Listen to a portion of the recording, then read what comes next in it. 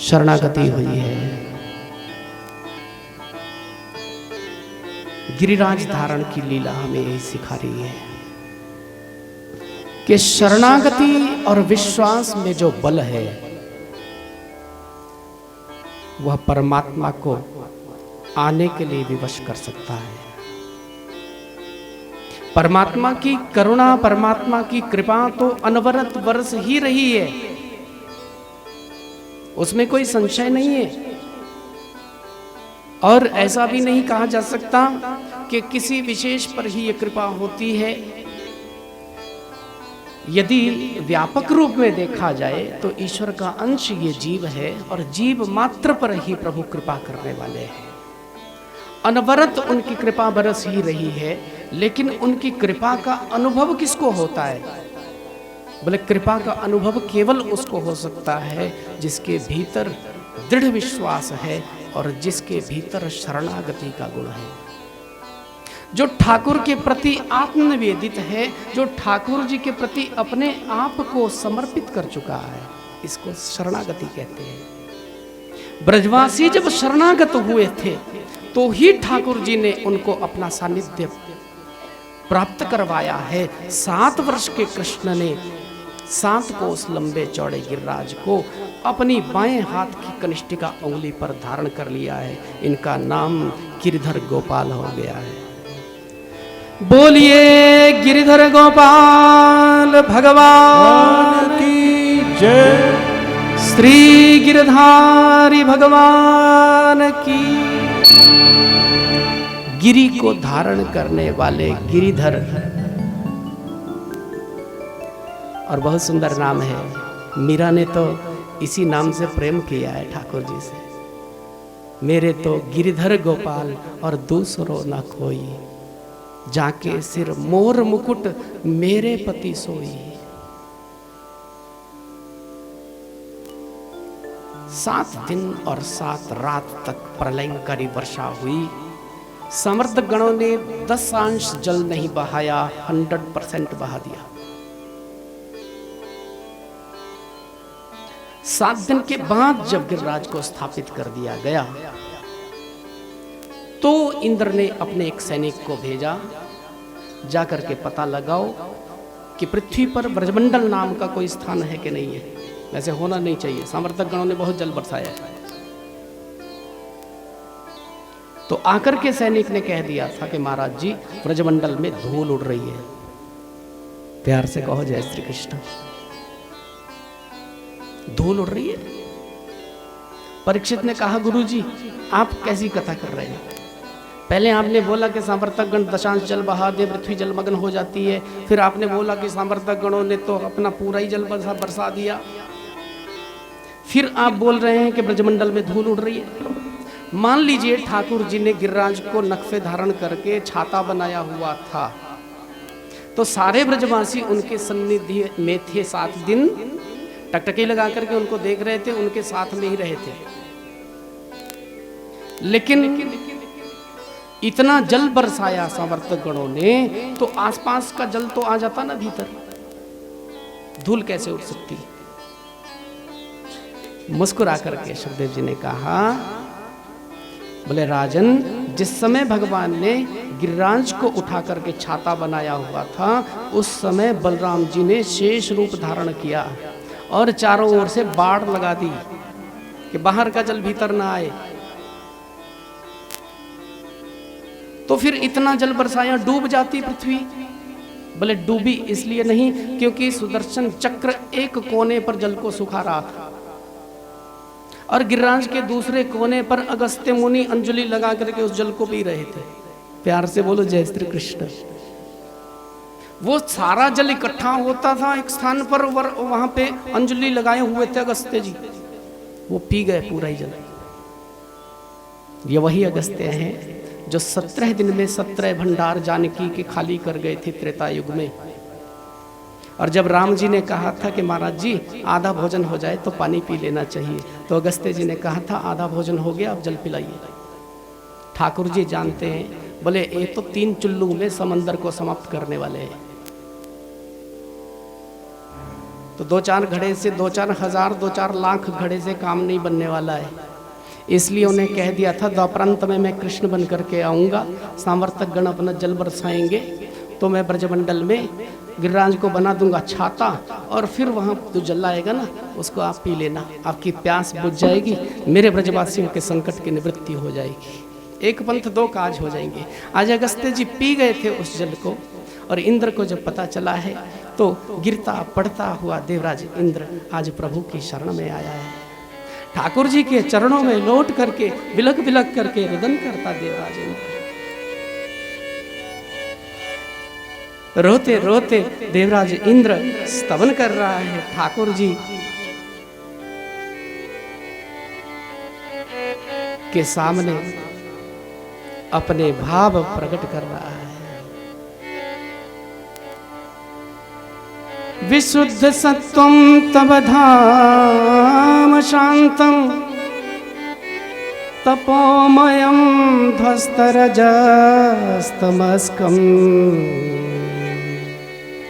मायामयोऽयं गुणसंप्रवाहो न विद्यते ते गृहणानुबन्ध।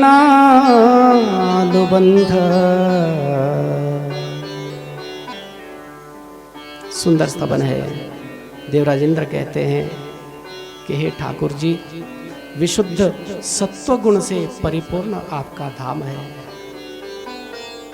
इस श्रीधाम वृंदावन का कोई क्या बिगाड़ सकता है। हे श्री कृष्ण,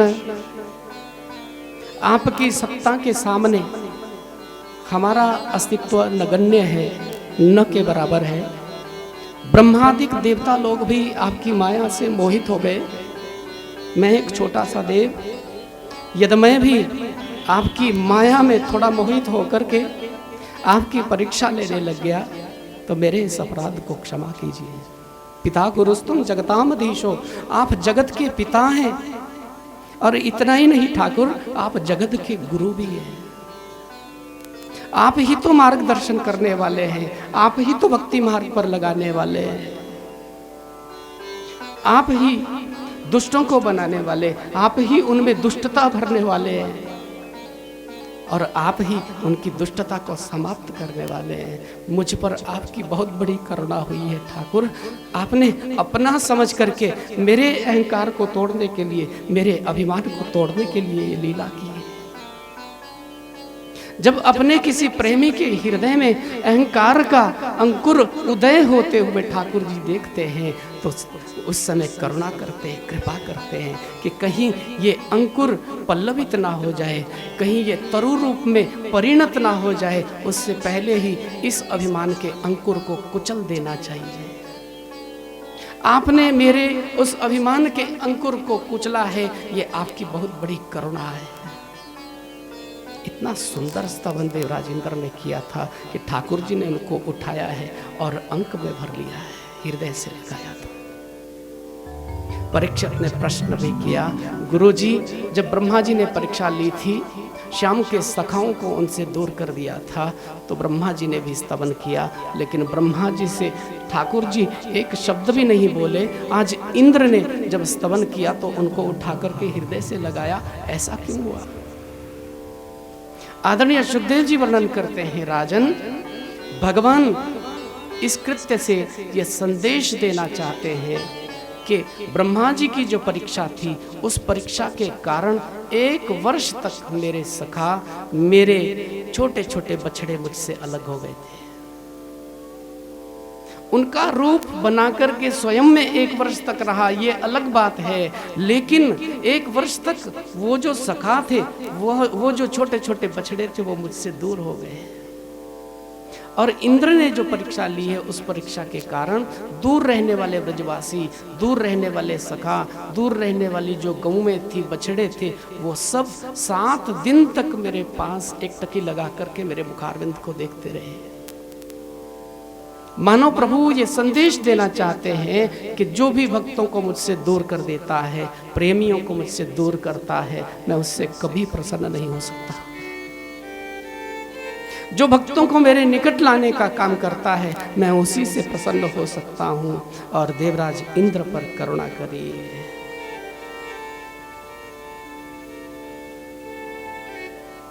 भागवत जी की कथा को गति देते हुए आदरणीय सुखदेव जी वर्णन करते हैं, राजन, एक बार वरुण लोक के गुप्तचर नंद बाबा को चुरा करके वर्णपुरी ले गए थे। एकादशी में जब रात्रि में ही बाबा ने स्नान किया जमुना में, तो वरुणलोक के गुप्तचर विचरण कर रहे थे, बाबा को पकड़ करके ले गए। सुबह हुई और ढूंढा गया, बाबा कहीं नहीं मिले। तो ठाकुर जी जान गए और उन्होंने कहा, हम बाबा को लेकर के आते हैं, आप लोग सब प्रतीक्षा करो। श्री ठाकुर जी ने जमुना में छलांग लगाई और वर्णपुरी में पहुंचे हैं और वहां पर जाकर के सुंदर स्वागत हो रहा है। ठाकुर जी ने कहा, स्वागत तो सब ठीक है, लेकिन वरुण, सबसे पहले मेरे बाबा को सामने लाओ। तुम मेरे बाबा को क्यों लाए? वरुण देव ने मुस्कुराते हुए कहा था कि प्रभु,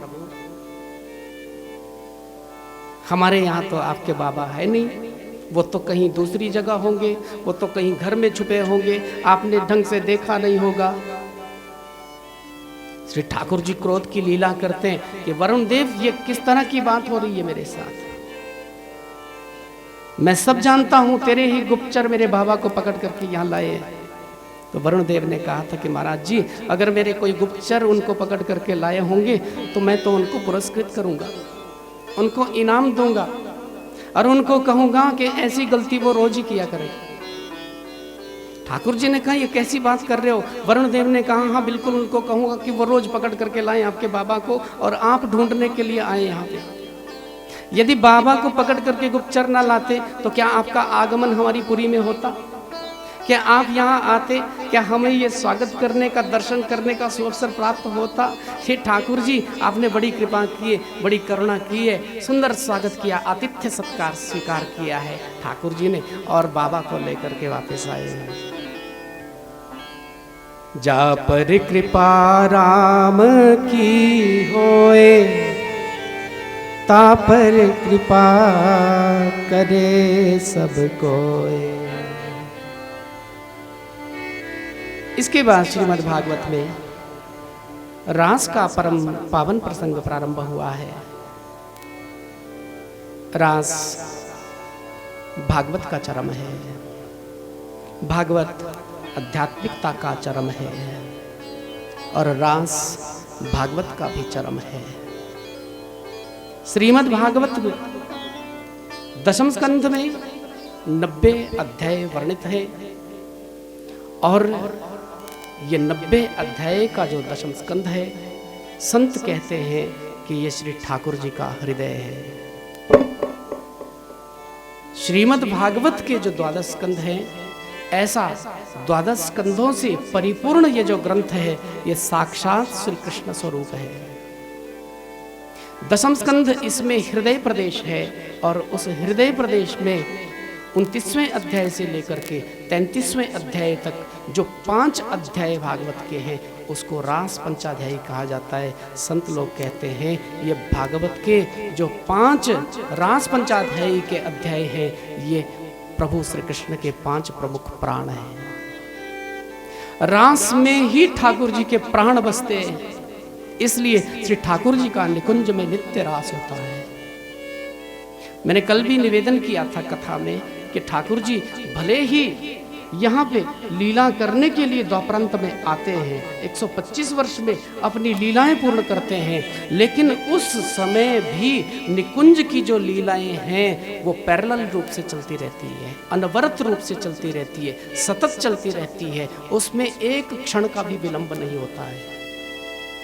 श्री ठाकुर जी का नित्य रास होता है, रास में ही श्री ठाकुर जी के प्राण बसते हैं। रास में प्रवेश कैसे मिल सकता है? रास का दर्शन कैसे हो सकता है? एक ब्रज के संत ने अपना अनुभव कहा है। प्रथम सुमिरी भागवत,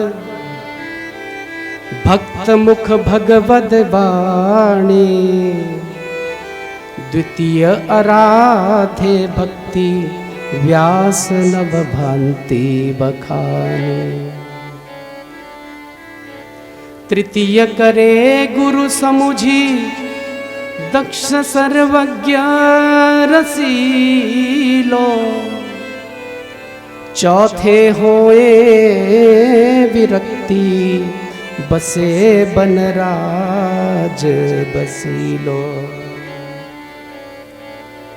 और पांचे भूले देह सुधी तब छठे भावना रास की। साते पावे रीति रस श्री स्वामी हरिदास की। बोले रास तक पहुंचने के लिए 7 सोपान पार करने पड़ते हैं, 7 सीढ़ियां हैं जो चढ़नी पड़ती है, तब जाकर के रास की झलक मिलती है। वो 7 सीढ़ियां कौन सी हैं?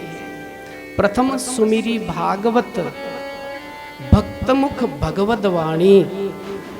भक्त के मुख से निकलने वाली जो भगवद वाणी है, ऐसी भागवत का सुमिरन करना होगा। सुमिरन अंतर्गत श्रवण मनन चिंतन निधिध्यासन सब आता है। केवल बाहर से श्रवण करके भी नहीं होगा, पहला सोपान पार नहीं होगा, उस पे मनन भी करना पड़ेगा, उस पे चिंतन भी करना पड़ेगा, उसको व्यवहार में भी लाना पड़ेगा। ये भागवत का सुमिरन है। द्वितीय आराधे भक्ति व्यास नवभांति बखाने। सुंदर बात कह रहे हैं। दूसरा जो सोपान है, व्यास जी के द्वारा जो नवधा भक्ति का वर्णन भागवत में हुआ, श्रवणम कीर्तनम विष्णु स्मरणम पाद सेवनम अर्चनम वंदनम दाक्ष्यम सख्य मातु निवेदनम। ये 9 प्रकार की भक्ति अपने जीवन में लानी पड़ेगी, इसका आराधन करना पड़ेगा। फिर तृतीय करे गुरु समुझी। तीसरा सोपान कैसे पार होगा? बोले गुरु करो जानकर, पानी पियो छान कर। प्यार से कहो जय श्री कृष्ण। जय श्री कृष्ण। यदि तुम्हारी श्रद्धा नहीं बन रही है किसी पर, देखो पहली बात बहुत ध्यान से आप लोग सुनना, गुरु कोई व्यक्ति विशेष नहीं हो सकता। गुरु एक व्यक्तित्व है, गुरु एक भाव है, गुरु एक सूक्ष्म तत्व है। गुरु व्यक्ति विशेष नहीं हो सकता है। आपकी किसी में श्रद्धा बनती है, अच्छी बात है, लेकिन भागवत कहती है कि ध्रुव जी के मन में जब भगवान से मिलने की इच्छा हुई तो उनको गुरु ढूंढने नहीं पड़े, गुरु ने उनको ढूंढा। गुरु भी शिष्य को ढूंढता रहता है कि कोई ऐसा शिष्य मिले जो मुझे भी भवसागर से पार उतार दे। केवल गुरु ही गोविंद के हाथ में शिष्य का हाथ देता है, इतना ही नहीं है, शिष्य भी गुरु का हाथ पकड़ा करके गोविंद के हाथ में दे सकता है। प्यार से कहो जय श्री कृष्ण। जय श्री कृष्ण। तो यदि किसी में श्रद्धा बनती है, अच्छी बात है, लेकिन नहीं बनती है तो श्री गुरु चरण सरोज रज निजमन मुकुर सुधारी वर्णो रघुवर विमल जस जोताय कुफल चारी। हनुमान जी को गुरु बनाओ। हनुमान जी गुरु है। हनुमान जी ऐसे गुरु हैं जो डेफिनेटली पक्का तेरे को राम से मिलाएंगे। राम जी से मिलाने वाले हनुमान जी। पकड़ो हनुमान जी का हाथ। और गुरु बिन भवनिधि तरहि न कोई, जो विरंचि शंकर सम होई। शंकर भगवान को गुरु बनाइए। महादेव है ना, तुम त्रिभुवन गुरु वेद बखाना। ये त्रिभुवन के गुरु हैं महादेव, त्रिभुवन के गुरु हैं। और जो महादेव हैं वो परम वैष्णव हैं। सबसे बड़े जो वैष्णव हैं वो महादेव ही है। तो महादेव ठाकुर जी से मिलाएंगे, क्योंकि महादेव तो स्वयं भी रास मंडल में जाते गोपी बन करके, तो वो रास में प्रवेश करवा सकते। कोई छोटा मोटा गुरु रास में प्रवेश नहीं करवाएगा। अथवा तो फिर वसुदेव सुतम देवम कंस चाणूर मर्दनम देवकी परमानंदम कृष्णम वंदे जगत गुरुम, जो जगत के गुरु हैं भगवान श्री कृष्ण, उनको गुरु बनाइए। ठाकुर जी तुम्हें रास में प्रवेश दिलवाएंगे। आप कहेंगे ठाकुर जी रास में प्रवेश दिलवाएंगे, वो तो रास रासेश्वर हैं, वो तो स्वामी हैं। बोले वो स्वामी नहीं है, उनको भी रास मंडल में प्रवेश लेने के लिए किसी की अनुमति लेनी पड़ती है।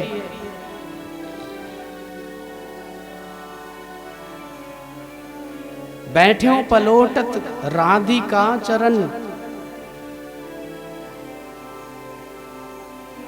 देखो, लक्ष्मी जिनके चरणों की सेवा करे वो भगवान विष्णु है, और स्वयं ठाकुर भी जिसकी सेवा करे वो श्री राधा है। और ब्रजमंडल की जो आराध्या है और कृष्ण की जो आराधिका है, आराध्या भी है, ऐसी ठकुरानी वृषभानुजा स्वामिनी श्री राधिका की कृपा प्राप्त करने के लिए श्री ठाकुर जी को गुरु बनाया जा सकता है। क्योंकि गुरु के 3 गुण संत ने बताए हैं। रासमंडल की तीसरी सोपान को पार करने के लिए गुरु जो होना चाहिए वह दक्ष होना चाहिए, सर्वज्ञ होना चाहिए और रसीलो होना चाहिए। पहला गुण हम देखें, दक्ष। दक्ष माने निपुण, दक्ष माने निष्णात, वह कोई भी हो सकता है। प्यार से कहो जय श्री कृष्ण। हम लोग, आप लोग यदि ऐसा समझते होंगे कि हम बड़े इंटेलेक्ट हैं और बड़े बुद्धिमान हैं, तो इस बात को भूल जाओ। आगे आने वाली जो पीढ़ी है ना, मॉडर्न पीढ़ी, छोटे छोटे बच्चों को देखना आप, कितना नॉलेज होता है उनके पास। बोलती बंद करवा देंगे एक दिन को, राधे राधे बोल, राधे राधे। तो नॉलेज के हिसाब से यदि देखा जाए, ये भी कोई बड़ी बात नहीं है कि कोई श्रीमद् भागवत को स्मरण कर लेना, रामायण को स्मरण कर लेना, ये कोई बड़ी बात नहीं बच्चों के लिए। उनकी जो अपने पाठ्यक्रम होता है ना, करिकुलम, उसको देखना कैसी कैसी पुस्तकें होती है। तो उसके स्थान पर अगर बचपन से ही बच्चों को अगर हम अभ्यास करवाएं, भागवत जी के मंत्र उनको अगर कंठस्थ करवाने लग जाएं या रामायण की चौपाइयाँ कंठस्थ करवाने लग जाएं, तो कोई बड़ी बात नहीं है। इसलिए कितने भारी बाल व्यास आपको देखने में मिलते हैं आजकल। प्यार से बोलो राधे राधे। राधे राधे। मैंने देखा है ऐसे ऐसे बच्चों को महाराज, उनका उच्चारण देखा मैंने, तो बड़े बड़े शास्त्री लोग, बड़े बड़े आचार्य लोग विस्मित हो जाए उस उच्चारण को सुन करके। तो याद कर लेना, शास्त्रों पुराणों की बात याद कर लेना और फिर विद्वान बनना, फिर लोगों को वह सुनाना, ये केवल दक्षता है, जो सबसे छोटा गुण है। प्यार से बोलो राधे राधे। राधे राधे। सबसे छोटा गुण, बड़ा नहीं, सबसे छोटा गुण है। यहां से शुरुआत होती है, दक्ष। फिर दूसरा, सुख ज्ञानी नहीं चाहिए। सुख ज्ञानी होगा रास में प्रवेश नहीं कर पाएगा। रसिक चाहिए, भावुक चाहिए, संवेग चाहिए उसके भीतर, करुणा चाहिए, रस चाहिए। तीसरी बात आई सर्वज्ञ। कभी कोई मनुष्य सर्वज्ञ नहीं हो सकता है, बिल्कुल विरोधाभास होता है। मनुष्य कभी भी सर्वज्ञ नहीं हो सकता है, इसका मतलब कि कोई भी मनुष्य तुम्हें रास में प्रवेश नहीं करवा सकता।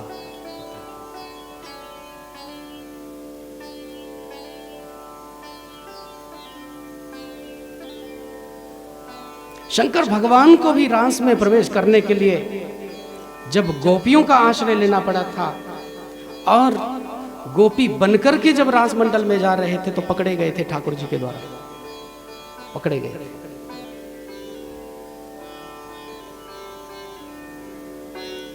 साधारण मनुष्य का रास में प्रवेश कैसे होगा? बोले तृतीय करे गुरु समुझी दक्ष सर्वज्ञ रसीलो। तो ठाकुर जी को ही गुरु बनाना पड़ेगा जी, कोई दूसरा रास्ता नहीं है, कोई दूसरा रास्ता नहीं है। ठाकुर जी को ही गुरु बनाना पड़ेगा तो ही रास में प्रवेश मिलेगा। फिर चौथे होए विरक्ति बसे बन राज वशीलो। फिर विरक्ति होती है संसार से, कृष्ण चरणों में अनुरक्ति बढ़ जाती है, वो ठाकुर जी हृदय में आ जाते हैं। यदा किदा नेत्र बंद करके व्यक्ति भाव विभोर हो जाता है, वह अपने ध्यान में हो जाता है, वह अपने भाव में हो जाता है। लोग कहते हैं कि ये तो कभी बात ही नहीं करता, अरे मैं सामने खड़ा था उसको दिखा ही नहीं मैं, वो अपने भाव में हो जाता है। पांचे भूले देह सुधी, फिर देहाध्यास की निवृत्ति हो जाती है तो पांचवा सोपान पास होता है। और फिर छठे भावना रास की, साते पावे रीति रस श्री स्वामी हरिदास की। हरिदास स्वामी ने जो रीति रस प्राप्त किया है वह तब प्राप्त होगा जब इन 7 सोपानों को जीव पार करेगा। इन 7 सोपानों को पार किया है ब्रजमंडल की गोपांगना ने, व्रज बनिताओं ने, गोपियों ने इन 7 सोपानों को पार किया है। इसलिए नारद जी को भी अगर उदाहरण देने की आवश्यकता पड़ती है अपने भक्ति सूत्र में, तो नारद जी ने कहा यथा व्रज गोपी का नाम। भक्ति कैसी होती है, प्रेम कैसा होता है? बोले जैसा व्रज की गोपियों का है। व्रज की गोपियों ने जो कन्हैया से प्रेम किया है वैसा कोई कर नहीं सकता है, और कर ले तो गोपी बन जाए। गोपी बन जाए तो ठाकुर मिल जाए, क्योंकि जो कृष्ण से प्रेम करे वह गोपी है और कृष्ण भी जिनसे प्रेम करे वो राधा है।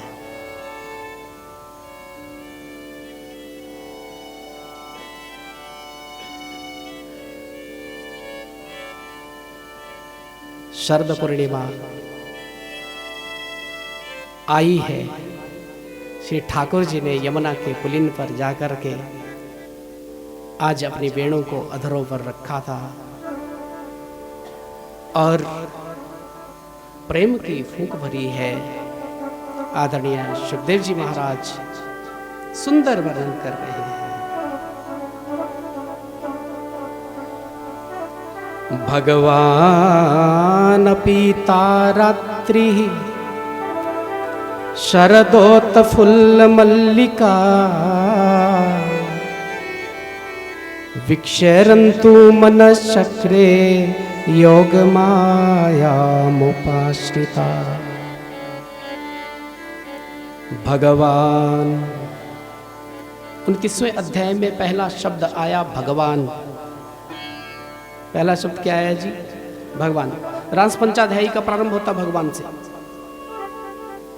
मानो सुखदेव जी ये कहना चाहते, ये संकेत करना चाहते राजा परीक्षित को कि राजा परीक्षित अब विशुद्ध भगवान की लीला प्रारंभ हो रही है, इसलिए अपने मस्तिष्क में कोई उल्टी सीधी बात मत लाना।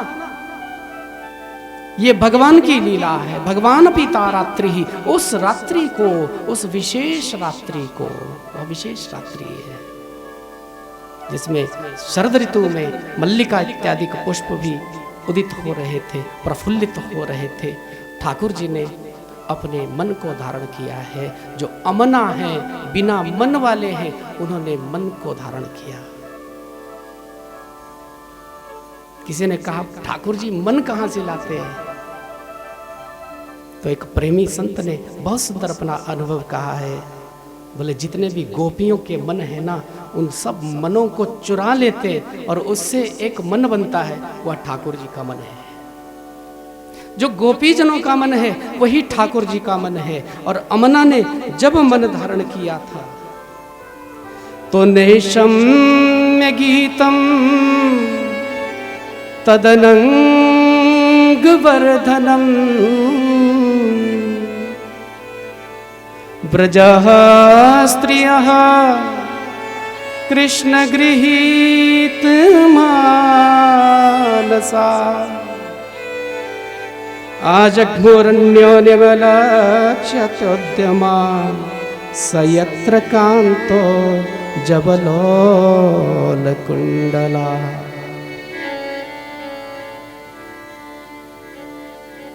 अनंग का वर्धन करने वाला वह वेणु का निनाद वातावरण में जब गुंजायमान हुआ तो व्रजस्त्रियः कृष्ण गृहीत मानसा, व्रजांगनाएं कृष्ण गृहीत मानसा हो गई। बहुत सुंदर नाम व्रजांगनाओं के लिए आया है, कृष्ण गृहीत मानसा। जीव का परमोच्च लक्ष्य है कि वह कृष्ण गृहीत मानसा बन जाए। श्री ठाकुर जी हमारे मन को चुरा लें और हम अमना हो जाएं, ऐसी ब्रजमंडल की गोपियां हो गई हैं। एक एक गोपी को अपना अपना नाम सुनाई दे रहा है। प्रियतम आज बंसी बजा रहे हैं, वो जमुना के किनारे आ गए हैं। आज तो शरद पूर्णिमा है, उन्होंने तो कहा था कि शरद पूर्णिमा होगी, श्री राधा रानी आएंगी और मैं एक एक को बुलाऊंगा, तुम लोग आना और फिर रास होगा जमुना के किनारे। अपना अपना नाम सुनाई दे रहा है। जिस भी कार्य में गोपी लगी है उस कार्य को अधूरे में छोड़ती है, क्योंकि मन तो है ही नहीं। जब हम बिना मन के किसी काम को करते हैं ना तो वो उल्टा पुल्टा ही होता है, वो अधूरा ही होता है। एक गोपी गाय दूह रही थी, गाय का मटका रह गया गाय के नीचे ही, और झरोके से जाकर के देखने लगी ये बंशी कहाँ से बज रही है। एक गोपी चौक लीप रही थी, गोबर के हाथों से ही कृष्ण से मिलने के लिए दौड़ पड़ी है। एक गोपी सास ससुर को भोजन करवा रही थी और नमक की जगह शक्कर डाल करके भाग पड़ी है। एक गोपी बच्चे को सुला रही थी तो डांट डपट करके उसको बिस्तर पर पटक करके फिर कृष्ण से मिलने के लिए दौड़ पड़ी है। एक गोपी ने सोचा थोड़ा श्रृंगार करना चाहिए, प्रियतम से मिलने के लिए जाना है, तो श्रृंगार करने के लिए श्रृंगार कक्ष में प्रविष्ट हुई और जैसे ही भीतर गई थी वस्त्र उल्टे लटके थे, उल्टे ही धारण कर लिए हैं। फिर दर्पण के सामने खड़ी हो गई और दर्पण में जैसे ही देखती है अपना मुंह नहीं दिखता है, उसमें श्याम सुंदर ही दिखते हैं, ठाकुर जी दिखते हैं। तो फिर उलट पिलट श्रृंगार कर रही है गोपी। पाउडर की जगह तेल लगता है, तेल की जगह पाउडर लगता है, लाली माँ की जगह काली माँ लगती, काली माँ की जगह लाली माँ लगती है, नाक का गहना कान में आता, कान का गहना नाक में आता है। और व्यतस्त वस्त्राभरणा काशित कृष्णांत कमययुः, भागवत कह रही है अस्त व्यस्त इन गोपियों का श्रृंगार बना है। फिर भी ठाकुर जी से मिलने के लिए ये दौड़ पड़ी हैं, हजारों की संख्या में उमड़ घुमड़ करके जब ये गोपियाँ आई हैं संध्या के समय, श्री ठाकुर जी वेणु का निनाद कर रहे हैं। वहाँ से पूर्व दिशा से तडोडु राज, वहाँ से चंद्रदेव उदित होने के लिए बिल्कुल लालायित हैं। और वो लालिमा जैसे ही छाई थी, गोपांगनाएं उस लालिमा में भागती हुई कृष्ण की ओर भागी है। मृदुल चांदनी शरद पूनम की सुंदर रजनी आई, मादकता से भरी हुई रस रंग संग में लाई। प्रेम की लाली जमुना तट जब मंद मंद मुस्काई, तभी कन्हैया की बंशी ने रास की बिगुल बजाई। मृदुल सेज पर सोई गोपियाँ, मृदुल सेज पर सोई गोपियाँ, लगा ही में तीर मुरलिया बाजी रे बाजी यमुना तीर मुरलिया बाजी रे बाजी यमुना तीर मुरलिया बाजी रे बाजी यमुना तीर मुरलिया बाजी रे बाजी यमुना तीर।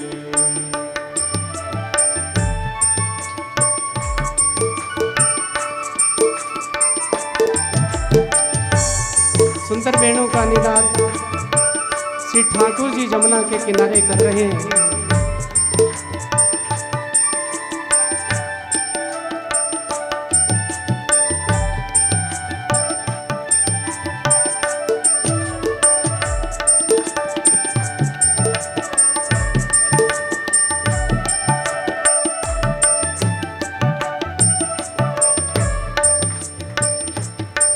कैसी बंशी बजी तोरी श्याम सांवरे श्याम सांवरे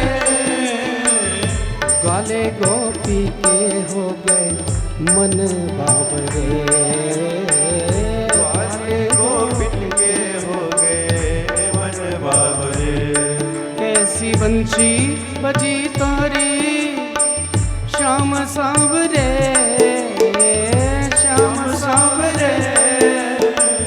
ग्वाले गोपी के हो गए मन बाबरे ग्वाले गोपी के हो गए मन बाबरे। कैसी बंशी बजी तारी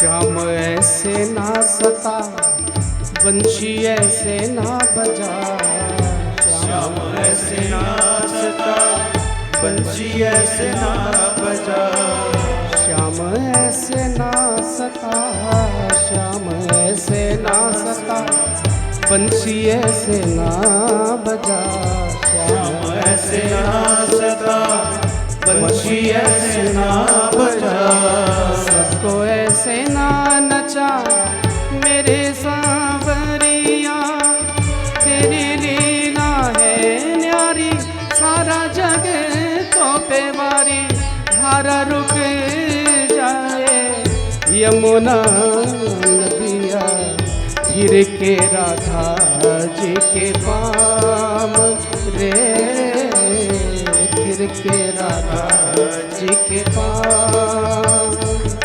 कैसी बंशी बजी तोरी श्याम सांवरे श्याम सांवरे ग्वाले गोपी के हो गए मन बाबरे ग्वाले गोपी के हो गए मन बाबरे।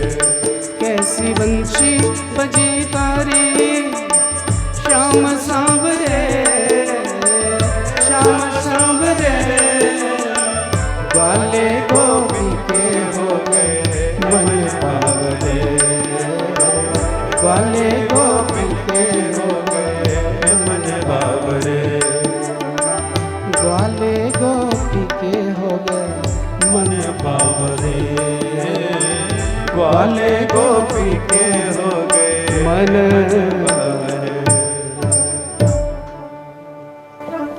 श्याम सुंदर ने वेणु का निनाद किया है। गोपांगनाएं उनको घेर करके खड़ी हो गई थी और ठाकुर जी ने वेणु बजाना बंद किया। जैसे ही देखा है सामने हजारों गोपियां खड़ी है, ठाकुर जी स्वागत कर रहे हैं। स्वागतम वो महाभागा प्रियम किम करवाणि वहा ब्रजस्या नामय कच्चिद वृतागमन कारण।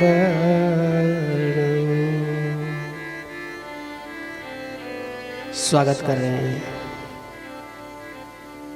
एक सुंदर संबोधन आज ठाकुर जी ने गोपियों को किया है। श्री ठाकुर जी कह रहे हैं, हे महाभागा गोपियों, तुम्हारा स्वागत है। जो जीव कृष्ण की बंसी सुन करके भाग खड़ा हो जाए, दौड़ पड़े कृष्ण की ओर, अमना सा समाज की बेड़ियों को तोड़ता हुआ, सब बाधाओं को पार करता हुआ केवल ठाकुर की ओर दौड़ पड़े, वह महाभागा है। महाभागा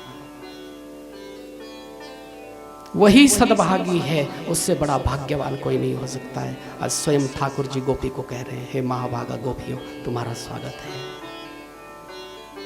बड़ी हर्षित हुई, बड़ी प्रफुल्लित हो गई थी, प्रसन्नचित हो गई थी। आज ठाकुर जी हमारा स्वागत कर रहे हैं। इतने में ठाकुर जी ने उस प्रसन्नता को ज्यादा देर नहीं रहने दिया। प्रश्न पूछा, बोले क्यों आई?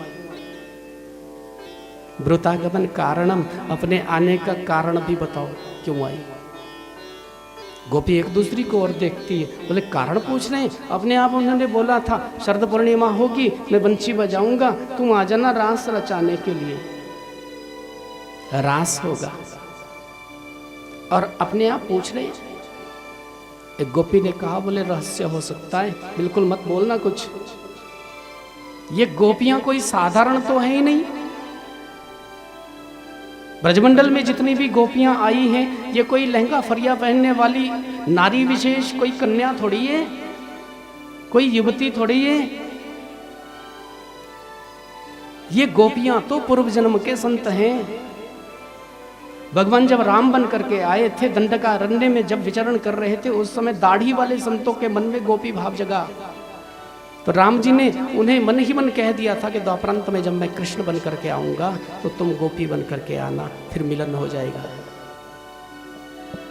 मुनि रूपा और साधन सिद्धा, दैत्य कन्या, मत्स्य कन्या, ये गोपियों के रूप हैं। गोपियां श्रुति रूपा भी हैं। मैंने पहले भी निवेदन किया था कि वेद में 1,00,000 मंत्र जो हैं, उसमें से 80,000 मंत्र कर्मकांड के हैं, 16,000 उपासना कांड के, 4,000 ज्ञान कांड के। तो ये 80,000 कर्मकांड के मंत्र गोपी बन करके आए। ये भी गोपियों का एक यूथ है। वहां पे यूथ आए थे गोपियों के। संत कहते हैं, अर्बुदम शतकोटि नाम मुनि भी कथिते विधे। 100 करोड़ का 1 अरब होता है और 10 अरब का एक यूथ होता है। 100 गोपियों के यूथ आए थे। अब विचार कर लेना कि ब्रजमंडल में वो समा सकते हैं क्या? वृंदावन में ठाकुर जी के साथ जो नृत्य हुआ था, 100 यूथ थे और जितनी गोपियां उतने ही कृष्ण भी। इसलिए मैंने निवेदन किया था कि ये बुद्धि में पकड़ में आने वाली कथा नहीं है। इसलिए पहला शब्द आया था भगवान। हाँ, ठाकुर जी ने थोड़ी परीक्षा भी ली थी। यहाँ पर बहुत सुंदर संवाद आता है, उनको मर्यादा भी बताई है, संसार के नियम भी बताए हैं कि इस तरह से नारी जाति के लिए ये कोई मर्यादा नहीं है कि रात्रि के समय में अकेले ऐसे विचरण करना, अपने घर वालों को, समाज को छोड़ करके इस तरह से आना, ये अच्छा नहीं है। तुम्हें वापस चली जाना चाहिए। इतना तक कह दिया था भगवान ने, वापस जाना चाहिए। जब कह दिया कि वापस हो जाओ, तो फिर गोपियों से रहा नहीं गया। बोले इतनी देर से बर्दाश्त कर रही है, इसका मतलब क्या है कि बोलते ही जाओ, बोलते ही जाओ। थोड़ा ज्ञान का अभिमान फिर निकला था ना। वो ज्ञानी है, तपस्वी है, हजारों वर्षों तक तपश्चर्या की है, साधना की हुई है। आज कह दिया था, बोले आपको याद दिलाना चाहते हैं हम। मैवं विभुरहति भवान गदितुं नृशंसं संत्यज्य सर्व विषयान् तव पादमूलम्। संत्यज्य सर्व विषयान् तव पादमूलम्। हम ऐसे थोड़ी आई हैं, सब विषयों का त्याग करके आई हैं, आपके चरण कमल की शरण में आ गई है। और संत्यज्य बिल्कुल पूरी तरह से विषयों का त्याग करके आई है। संस्कृत में एक शब्द और होता त्यागने के लिए, उसको कहते त्यक्त्वा। त्यक्त्वा नहीं कहा, संत्यज्य। ऐसा त्यागा है कि फिर उसको कभी भी ग्रहण नहीं करेंगी। ऐसे संसार को त्याग करके, विषयों का त्याग करके जब जीव ठाकुर जी के चरण कमलों की शरण में आ जाता है, हमने सुन रखा है, उसको आप अपना लेते हो। फिर हमसे ऐसा ये परायापन, ये समझ में नहीं आती बात। ऐसा कौन सा अपराध अब से हो गया? हमें क्यों नहीं अपनाते आप? ठीक है, आपने कहा कि पतियों को भी भगवान मानना चाहिए। जब तक हमें आपके विषय में ज्ञान नहीं था, जब तक हम आपको पहचानती नहीं थी, तब तक अपने पतिदेव की पूजा करती, उनको भगवान मानती। लेकिन जब हमने जान लिया कि आत्मा का पति सिवा परमात्मा के कोई दूसरा नहीं हो सकता, दुनिया के जितने भी संबंध होते हैं वो शरीर से ही तो होते हैं। शरीर का बेटा बेटी, शरीर के माता पिता, शरीर के सखा, शरीर के मित्र। आत्मा का संबंध केवल मात्र परमात्मा के साथ होता है। आत्मा का जो पति है वह परमात्मा ही है। जब हम आत्म स्वरूप हो गई तो फिर परमात्मा ही पति हो सकता है। तो ठाकुर जी हार गए थे। ठाकुर जी ने कहा ठीक है, फिर क्या चाहती हो? बोले जो आपने कहा था ना, उस वचन को पूरा करना होगा। आपने कहा था रास होगा। ठाकुर जी ने कहा ठीक है। अब रास प्रारंभ हुआ। ठाकुर जी नृत्य करने लगे। गोपियां चारों ओर हजारों की संख्या में नृत्य कर रही है। बीच में ठाकुर जी हैं, श्री राधा रानी हैं। और इतने में गोपियों के मन में विचार आया, बोले हमारे साथ तो कोई नहीं नाचता है, ये तो राधा के साथ नाच रहे हैं, तो ये कैसा रास है? ठाकुर जी ने उसी समय उनके मन के भाव को पढ़ा था, जितनी गोपियां हैं उतने ही कृष्ण हो गए। दोय दोय गोपी बिच बिच माधव। और फिर जब नृत्य करने लगे तो उसी समय गोपियों के मन में अभिमान हो गया कि हम थोड़ी ज्यादा सुंदरी हैं, इसलिए ठाकुर जी हमारे साथ में नृत्य कर रहे हैं। क्योंकि अपने ही तो कृष्ण दिखते हैं ना, दूसरा तो दिखता ही नहीं। प्रत्येक गोपी को दिखता है मेरे साथ में ठाकुर जी नाच रहे हैं, बोले उसके साथ नहीं नाच रहे, इसलिए मैं तो थोड़ी ज्यादा सुंदर हूं। जब भी अभिमान पैदा होता है हृदय में तो ठाकुर जी उसको तोड़ते हैं। उनका अभिमान समाप्त करने के लिए और श्री राधिका का मान रखने के लिए ठाकुर जी वहां से तंत्रैव अंतर्धीयत, वहां से अंतर्ध्यान हुए। भागवत में स्पष्ट वर्णन मिलता है कि वह जो आराधिका है, जो आराध्या है ठाकुर जी की, उनको लेकर के ठाकुर जी चले गए। गोपियां कृष्ण को ढूंढने लगी, विहवल हो गई थी गोपियां। ठाकुर जी को ढूंढते ढूंढते रुदन करती है। यहां गोपियों की प्रेम की 10 अवस्थाएं प्रकट होती हैं। कृष्ण की याद में गोपियां व्याकुल जब हुई तो प्रेम की 10 अवस्थाओं से गुजरती हुई आगे बढ़ रही है। प्रेम की 10 अवस्थाओं से। प्रेम की पहली अवस्थाएं होती है कि हमें प्रभु की याद आती है। गोपियों को याद आने लगी, अभी तो हमारे साथ नृत्य कर रहे थे और अभी हमें छोड़ करके चले गए। फिर गोपियों ने सोचा कि हम कृष्ण कथा करेंगी ना, हम गुणानुवाद करेंगी, हम उनकी चर्चा करेंगी, हम उनकी बात करेंगी, तो फिर कोई त्रुटि भी होगी, गलती होगी तो वो आएंगे और वो कहेंगे नहीं नहीं ऐसे नहीं था, ऐसे था, फिर वो मिल जाएंगे। तो दूसरी अवस्था प्रेम की होती गुणानुवाद। गोपी गुणानुवाद से गुजर रही है। उसके बाद तीसरी अवस्था होती है प्रेम की, अश्रुपात। गुणानुवाद से जब गुजारा नहीं चलता है तो प्रभु की याद में प्रेमी विलक विलक करके रो पड़ता है। झरझर अश्रुपात होने लगा, गोपी रुदन कर रही है, रो रही है। हे प्राणवल्लभ, हे ठाकुर, आप हमें छोड़ करके कहां चले? आप हमें दर्शन दीजिए, दर्शन दीजिए। व्याकुल हो गई थी गोपियां, अश्रुपात कर रही है, रुदन कर रही है। फिर चौथी अवस्था में पहुंची, देहाध्यास की निवृत्ति हो गई। गोपी भूल गई कि मैं गोपी हूं। अपने आप को जब जीव भूल जाता है तो ब्रह्म संबंध हो जाता है। प्रेम की पंचम अवस्था में गोपी पहुंची है, तन्मयता में हो गई है, भाव में निमग्न हो गई है, गिर पड़ी गोपी।